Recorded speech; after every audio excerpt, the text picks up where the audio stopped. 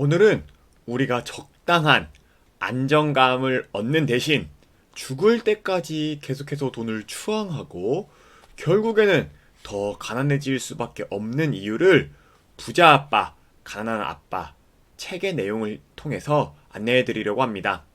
시작하면서 한 가지 상상을 해보겠습니다. 우리가 100세 시대라고 하지만 보통 한 80살 정도까지 건강하게 사시는 것 같아요. 그렇게 산다고 생각을 해봅시다. 10대와 20대 때는 공부를 하고 30대 때부터 직장을 다니기 시작해서 보통 50대나 60대 정도까지 일을 하겠죠. 30살에서 약 60살까지 30년간 번 돈으로 우리는 평생을 살아가는 것입니다. 집, 차, 기본 생활비는 물론 자식과 부모님을 부양하고 남은 돈으로 우리의 노후까지 챙겨야 하는 것이죠. 그냥 평범하게 살아간다면 집, 그리고 차 같은 것들을 산 대출값을 갚고 적금과 저금 같은 걸 한 돈으로 노후를 보낼 생각하고 있겠죠? 하지만 이렇게 내가 상상하는 대로만 삶이 흘러갈까요? 갑자기 병이 들어서 돈이 많이 들어갈 수도 있고 직장을 60살까지가 아니라 50살 또는 40대 후반에 잃을 수도 있어요. 그리고 자녀가 많이 태어나가지고 양육비가 많이 들어갈 수도 있겠죠. 그럴 때마다 우리는 아마 이런 생각을 할 겁니다. 아, 돈이 조금만 더 있었으면 좋겠는데, 아, 지금 한 월 100만 원만 더 벌었으면 좋겠다. 이런 생각을 하지 않을까요? 부자 아빠, 가난한 아빠의 저자 로버트 기요사키는 이런 생각을 하는 우리들에게 바로 돈의 노예라고 했는데요.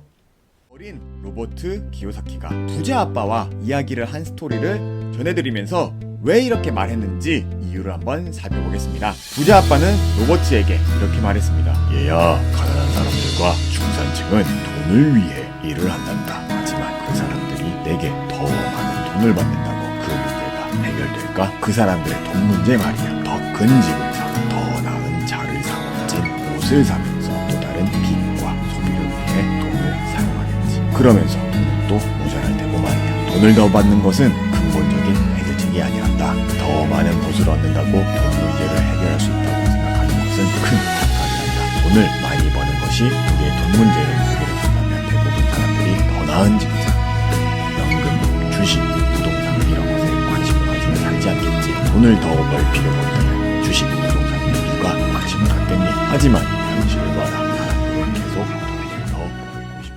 대부분 사람들은 빚 청구서를 내가 못 낼지도 모른다는 두려움, 언젠가 해고될지도 모른다는 두려움, 돈이 항상 부족해질지도 모른다는 두려움, 그리고 모든 것을 새롭게 시작해야 할지도 모른다는 두려움 등을 가지고 있단다. 바로 이런 두려움 때문에 사람들은 직장에서 일하는 법을 배워서 돈을 위해 일을 하지. 제때 청구서를 내고 먹을 것을 살 수 있으면 두려움은 잠시 사라지니까 말이야. 그렇게 돈을 위해 사는 삶에 나도 모르게 빠져드는 것이.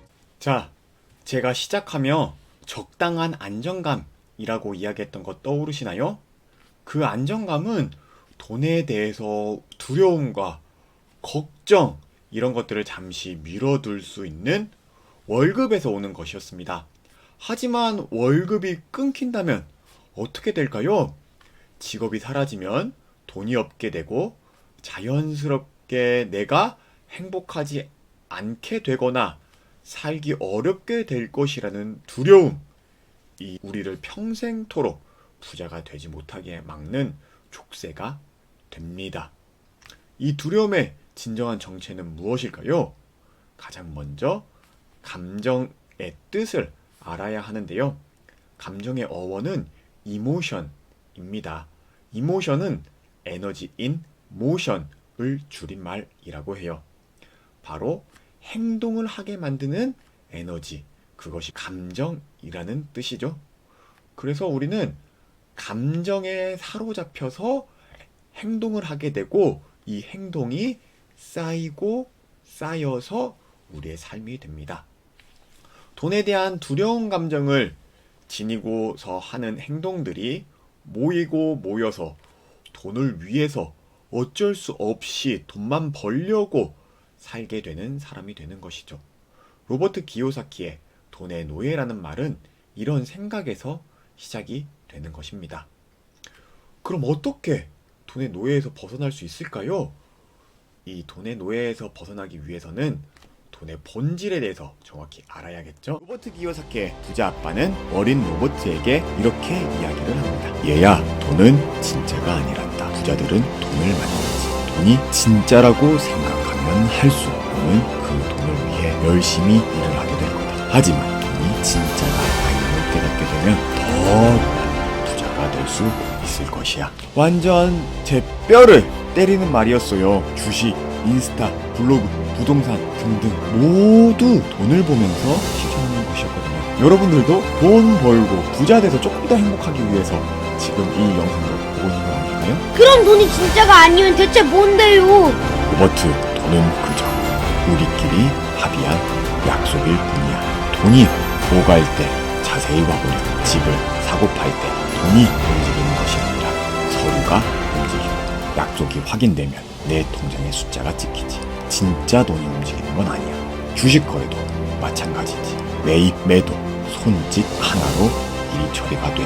돈은 움직이지 않는단다. 상호간이 합의가 이루어지고 그것이 결정되어 숫자로 불러지지.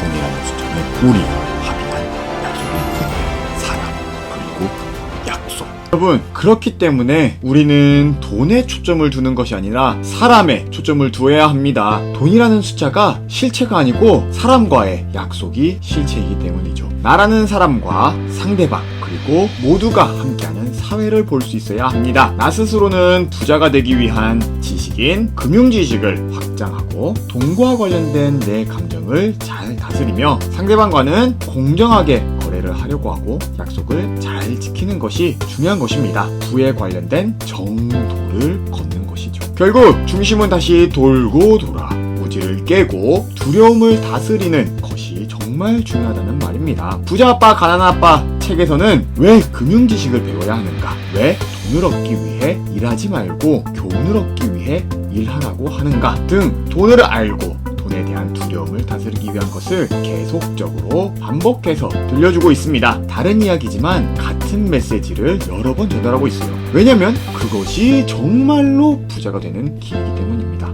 여러분, 지금 어떻게 건물주가 되는가? 어떻게 하면 돈을 많이 벌 수 있을까? 라는 질문을 하고 있으신가요? 그렇다면 그 질문을 바꿔보세요. 사실 돈은 실체가 아닙니다. 돈 넘어 실체인 사람을 보세요. 그중 가장 가까운 사람인 자기 자신을 보는 것이 시작입니다. 나는 돈에 대한 두려움이 한 톨만큼도 없는가? 나는 경제 지식과 금융 지식의 중요성을 알고 있는가? 그리고 그 지식을 배우면 내가 정말 자유롭게 되는가? 자기 자신에게 스스로 질문하고 답하는 것에서부터 두려움을 다스리고 돈에 대한 알을 넓히는 길이라고 생각합니다. 진정한 부자는 돈에 대한 지혜와 사랑이 가득한 사람이다. 진정한 부자는 돈이 나를 위해 일하도록 하는 사람이다. 돈 버는 행위부터가 아닙니다. 본질과 내면에서부터 단단히 채워가며 돈 버는 방법까지 자연스럽게 따라오게 하는 것이죠. 돈이 움직이는 시스템, 돈의 실체를 알고 돈과 관련된 두려움을 다스려야 한다. 부자 아빠, 가난한 아빠에서 로버트 기요사키가 계속